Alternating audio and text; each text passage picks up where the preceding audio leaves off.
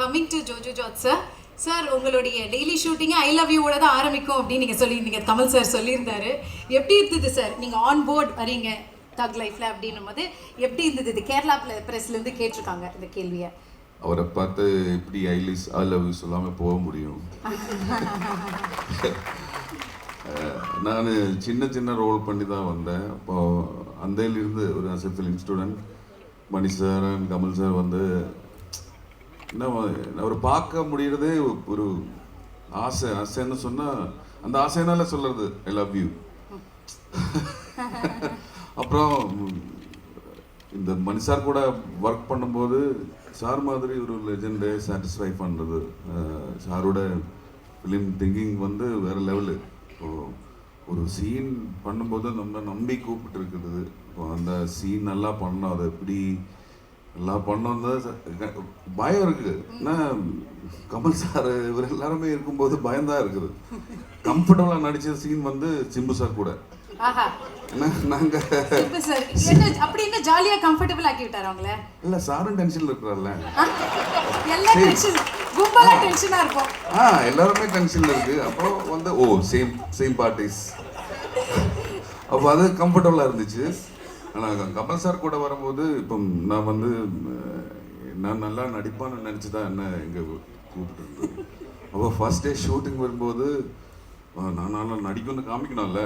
அப்போ நான் அந்த சீன் ஃபர்ஸ்ட் டே ஷூட்டிங் வரும்போது ரிஹர்சல் போட்டுச்சு. அப்போ தனாதான் கமல் சார் பொசிஷனில் இருந்தார். ஒவ்வொரு டேக் வரும்போது நான் எனக்கு முடியும்னு சொல்லிட்டு டேக் ரிஹர்சல் பண்ணிட்டேன். அப்புறம் ஃபைனல்னு சொல்லும்போது நான் இங்கே திரும்பி இருந்துச்சு. ஆனால் அவர் குரலுக்கு ஒரு பேக்கில் இருந்து கமல் சார் வாய்ஸ் வந்துச்சு. ஐயோ, நெக்ஸ்ட் டேக் எல்லாமே ரீடேக்.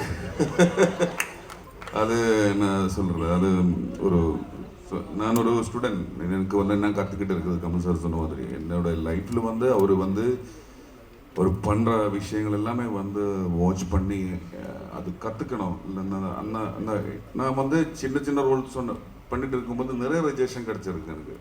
அப்போ கற்றுக்கிட்டு வந்த ஆள் தான் நான். 30 years ஆச்சு. இப்போ கொஞ்ச நாள் இருந்து தான் நான் வந்து ஆப்பர்ச்சுனிட்டிஸ் எல்லாமே கிடைக்கிது. அப்போ அவர் பண்ணுறது, அவரை பார்த்து அவர் பண்ணுற விஷயங்களை எப்படி போயிட்டு இருக்குது. சாரோட ஐபேடில் ஒரு 400 ஸ்கிரிப்ட்ஸ் இருக்குது.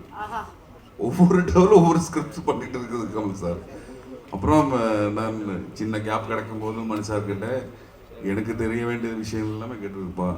சிம்பிள் வேர்டில் எப்படி சொல்ல முடியும்னு தெரியாது. அது அந்த மாதிரி எனக்கு கிடைச்சிருக்கு. இது எனக்கு கிடைச்ச என்னோட லைஃப்பில் கிடைச்சா என்னோட இந்த சினிமா, ஐ லவ் சினிமா, எனக்கு அது மட்டும்தான் தெரியும். அதுக்கு எனக்கு கிடைச்சா ஒரு அக்செப்டன்ஸ் தான். ஒரு கூட உட்கார முடிஞ்சது, ஒர்க் பண்ண முடிஞ்சது. நான் பண்ணது எப்படின்னு எனக்கு தெரியல. ஆனாலும் very happy. Thank you so much sir, thank you so much. எல்லாருமே ஃபேன்ஸ் சார். அப்புறம் இந்த படத்துக்கு எனக்கு ரோமான் சார், என்னால் எனக்கு சீன் இருக்குது, கண்டிப்பாக வாசிக்கணும் ரோமான் சார். அந்த ஒரு ஆப்பர்ச்சுனிட்டி கூட கிடச்சிருக்கு. அப்புறம் ரவி சார் மலையாளத்தில் நிறைய படங்கள் பண்ணிருக்கு. Big fan of him.